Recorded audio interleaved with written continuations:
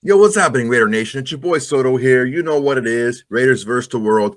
Talking about the team that the world loves to hate, your Las Vegas Raiders. All right, we are on to the fourth round. Now, this is my belief, okay? You don't have to agree with me. You can believe differently, and that's fine. But I've always believed that the first three rounds should be either starters right away or heavy contributors, unless they are a developmental quarterback or even a first round quarterback, but just not ready to start right away. Anything else that you draft should be able to play right away the first three rounds. Okay. Now play right away, play significant snaps. Okay. What's the rest of the draft? So that's the first 2 days, is the first three rounds.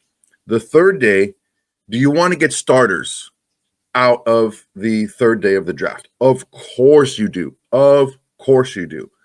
But you don't draft these guys in the fourth round and beyond because you feel that guy can start for you day one. You don't draft them with that intent. Oh, this guy's going to be a starter. No, that's the first 3 days. Okay.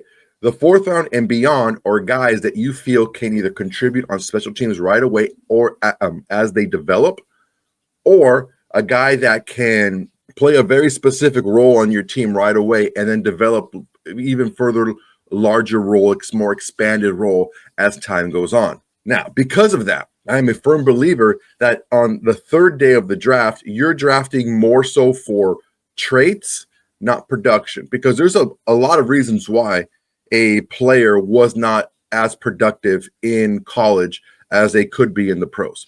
Example, you get a guy who is a stud receiver, right? But there's nothing else on the team.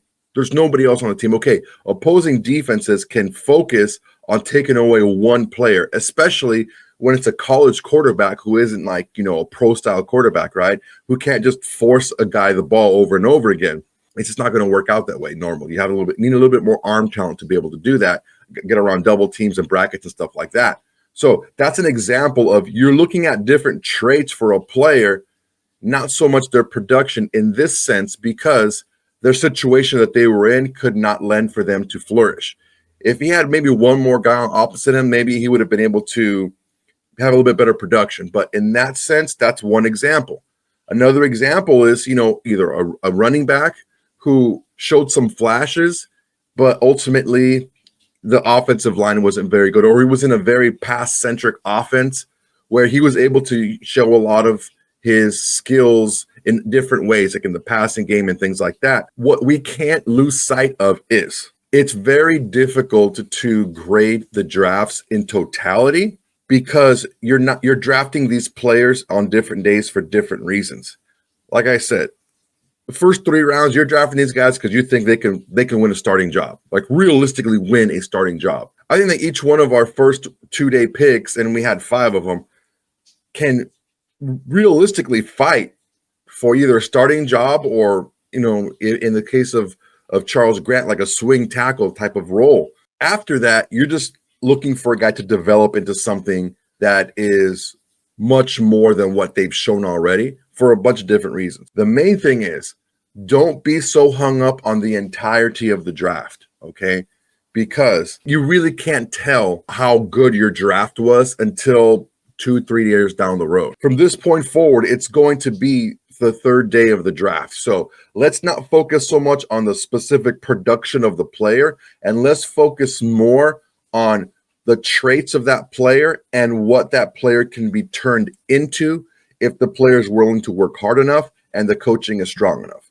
That's one thing that I really do believe is Pete Carroll is not afraid to coach these guys.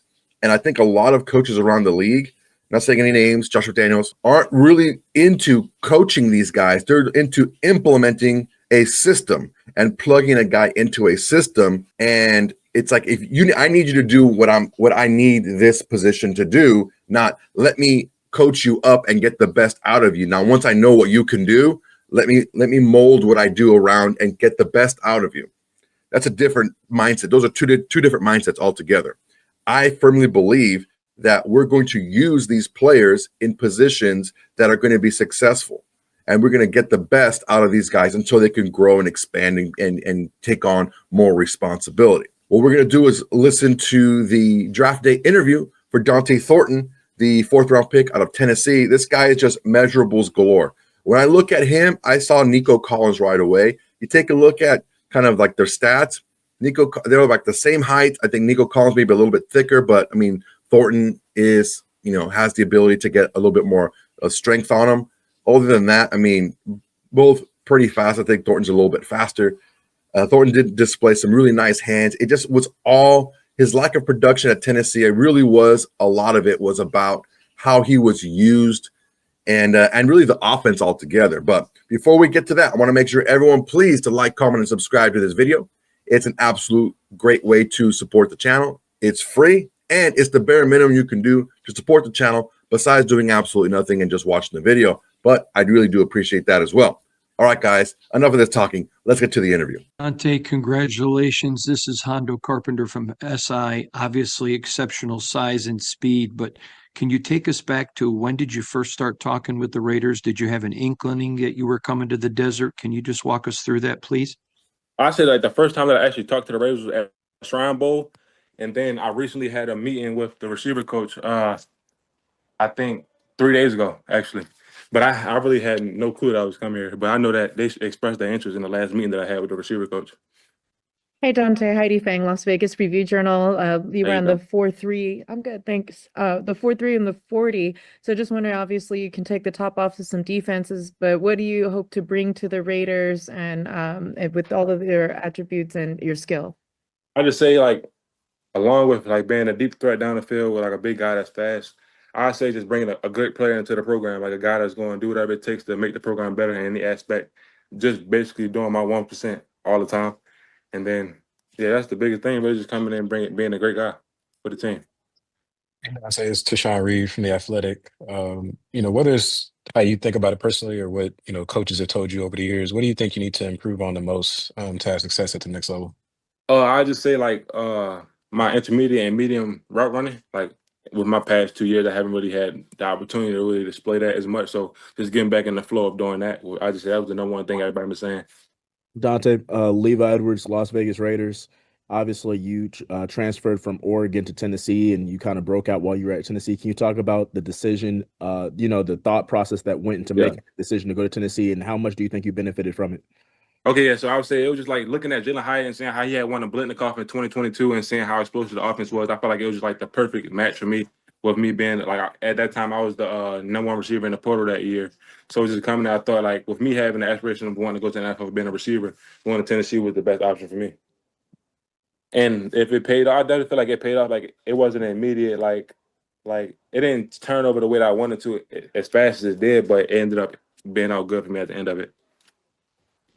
I have a two-parter for you. I wanted to ask first, like, is there any particular wide receiver that you've modeled your game after? The second question is the offensive pieces that are falling into place for the Raiders. When you see Ashton Genty, Brock Bowers, how excited are you to get to work with that group? I say I model my game after Kelvin Johnson now, Julio Jones, and then more like lately I've been like watching a lot of Nico Collins. So I've been trying to emulate a lot of things that he showed, and then just looking at like the group of guys that I'm going to be joining. I'm very excited. Like I feel like we have the potential to be a very explosive offense and overall team in general. So I'm definitely excited. Okay, thanks so much, Donte.